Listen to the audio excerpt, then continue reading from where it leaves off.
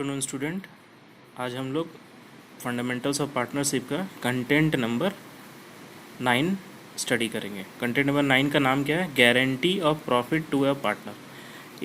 इस लाइन का मतलब ये हो गया कि इस टॉपिक में किसी एक पार्टनर को अनदर पार्टनर से गारंटी मिलेगी।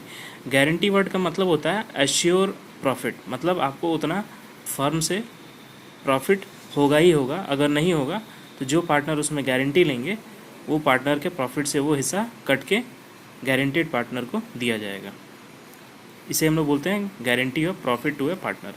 हम एक एग्जांपल से क्लियर करते हैं। सपोज मान लेते हैं कि एक पार्टनर से बिजनेस में ए, बी और सी तीन पार्टनर हैं। ये तीन पार्टनर हैं। तो guarantee of profit to a partner में एक्चुअली तीन तरह की गारंटी दी जाती है। एक को बोलते हैं इंडिविजुअल गारंटी, एक को बोलते हैं कंबाइंड गारंटी, एक को बोलते हैं फर्म गारंटी। तो इंडिविजुअल गारंटी का मतलब क्या हो गया? अभी आप देखो यहाँ पर ए, बी और सी, हमने तीन एग्जांपल लिया, तीन पार्टनर है एक बिजनेस में। तो यहाँ ए बी को गारंटी दे सकता है, बी सी को गारंटी दे सकता है, सी ए को गारंटी दे सकता है। मतलब A guarantee given to B, B guarantee given to C and C guarantee given to A. ठीक है, इसे हम लोग इंडिविजुअल गारंटी बोलते हैं। इंडिविजुअल मतलब सिर्फ एक पार्टनर दूसरे पार्टनर को गारंटी देगा। दूसरा यहाँ पर गारंटी है कंबाइंड गारंटी। कंबाइंड गारंटी का मतलब क्या होता है कि कोई भी दो पार्टनर मिलके एक पार्टनर को गारंटी देगा।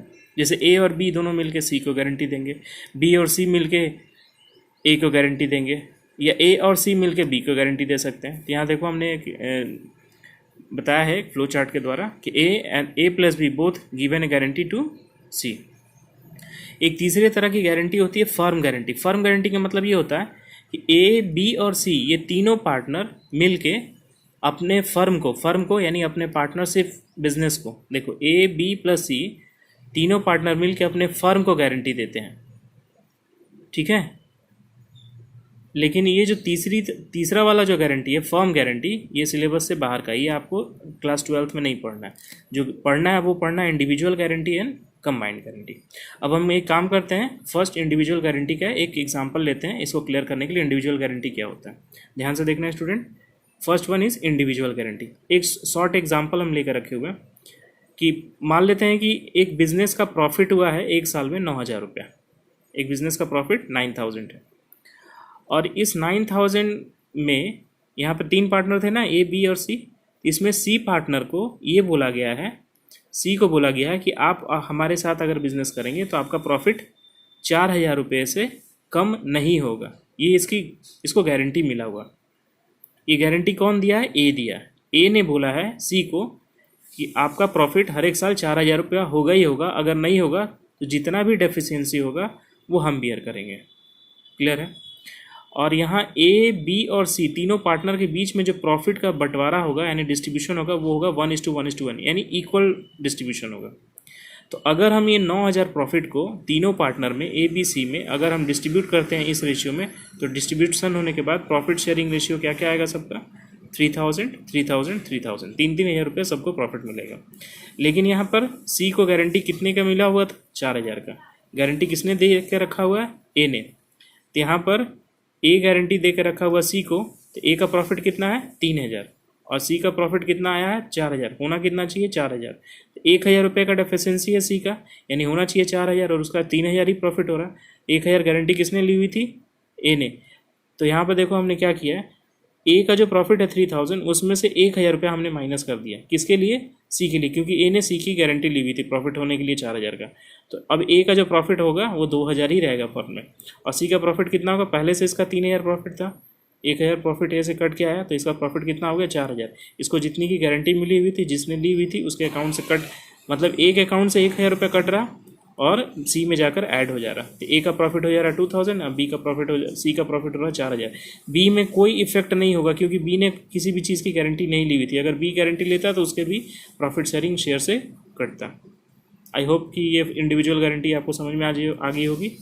नेक्स्ट अब हम लोग गारंटी देखते हैं कंबाइंड गारंटी। कंबाइंड गारंटी में अभी हमने क्या बताया था कि दो पार्टनर मिलके एक पार्टनर की गारंटी लेंगे। तो ऊपर का जो फर्स्ट एग्जांपल हमने लिया, या वो एग्जांपल को फिर से यहाँ रिपीट कर रहे हैं कि तीन पार्टनर है, उनका प्रॉफिट शेयरिंग रेशियो 1:1:1 है। फर्म का प्रॉफिट 9,000 है, अब यहाँ क्या हो रहा है कि ए और बी दोनों मिल के सी को गारंटी ले रहे हैं। यानी एक चीज़ गौर करना है स्टूडेंट, अब सी के प्रॉफिट में कोई भी डेफिशिएंसी होगी तो ए और बी दोनों मिल के बियर करेंगे। इससे पहले क्या सिर्फ एक अकाउंट से कट रहा था, अब ए और बी दोनों मिल के पेमेंट करेंगे। ठीक है, तो हमने क्या किया, 9,000 प्रॉफिट को 1:1:1 में तीनों पार्टनर में पहले डिस्ट्रीब्यूट कर लिया। तीनों पार्टनर में डिस्ट्रीब्यूट करने पे ए का प्रॉफिट आया 3,000, बी का आया 3,000, सी का आया 3,000। अब यहाँ पे गारंटी ए और बी दोनों मिल के सी का लिए हुए हैं। ठीक है, तो यहाँ पर पहले हम लोग निकाल लेते हैं सी का डेफिशिएंसी। तो सी का प्रॉफिट होना कितना चाहिए, गारंटी कितने का मिला हुआ था 4,000 का, उसका सी का प्रॉफिट आ कितना रहा है 3,000, उसका डेफिशिएंसी कितना है 1,000 रुपया। कौन देगा, ए और बी मिल के देगा, क्योंकि इन्होंने मिल के गारंटी लिया होता। किस रेशियो पे, 1:1 रेशियो पे। ये रेशियो कहाँ से आया, ये रेशियो एक्चुअली देखो, ये ए का रेशियो है, ये बी का रेशियो है, या सी का रेशियो है। ये रेशियो ए और बी का है, इस रेशियो पे 1,000 रुपये का जो डेफिशिएंसी हो रहा है वो ए और बी बियर करेंगे।